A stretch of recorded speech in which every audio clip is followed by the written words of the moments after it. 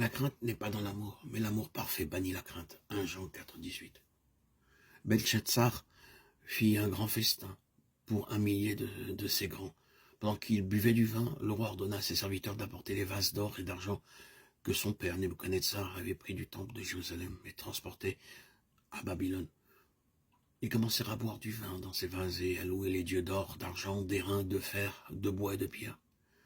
À travers tous les âges, tous les hommes qui ont prospéré et ont atteint le sommet de la gloire ont blasphémé contre Dieu. C'est une chose surprenante que des pécheurs se soient enorgueillis et aient pris plaisir à blasphémer contre le Dieu vivant, en s'opposant à sa parole ou à son peuple. Je vais vous donner un exemple. Malgré les nombreux points communs entre la Bible et le Coran, nous ne voyons pas beaucoup d'hindous parler mal des musulmans et du Coran. Mais ils blasphémeront contre Christ et la Bible. Alors qu'il buvait, le roi vit soudain une main écrite, des paroles sur le mur. Des paroles incompréhensibles, car c'était une langue inconnue de lui.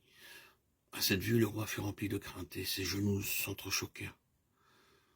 Nous avons souvent vu des hommes riches, intelligents et puissants, occupant une haute position, trembler lorsqu'ils voient des choses mystérieuses et inexplicables. Seul le parfait amour venant dans nos cœurs peut nous délivrer de toute crainte. Il n'y a pas de crainte dans l'amour. 1 Jean 4, 18. Je t'aime d'un amour éternel. Jérémie 31, 3. Seul l'amour de Dieu est parfait et invariable. Son amour était éternel. Jérémie 31, 3.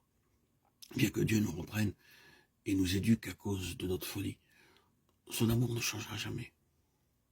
Dieu ne nous aime pas un peu. Il nous aime dans toute sa plénitude.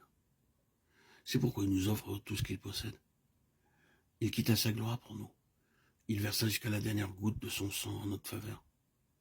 Seul un tel amour est parfait et peut ôter toutes nos craintes. Parfois nous traversons des épreuves et des souffrances particulières. À de tels moments, aucune mère, aussi sincère et affectueuse soit-elle, ne peut les partager avec nous. Mais l'amour de Christ est parfait.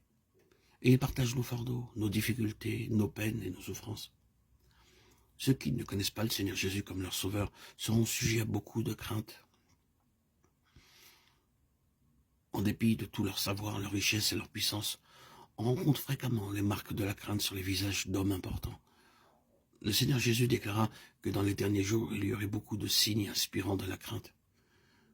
Des étoiles tombant du ciel, des tremblements de terre, des épidémies et des guerres. Alors, les cœurs des hommes tomberont en défaillance à cause de la crainte. Luc 21, 26.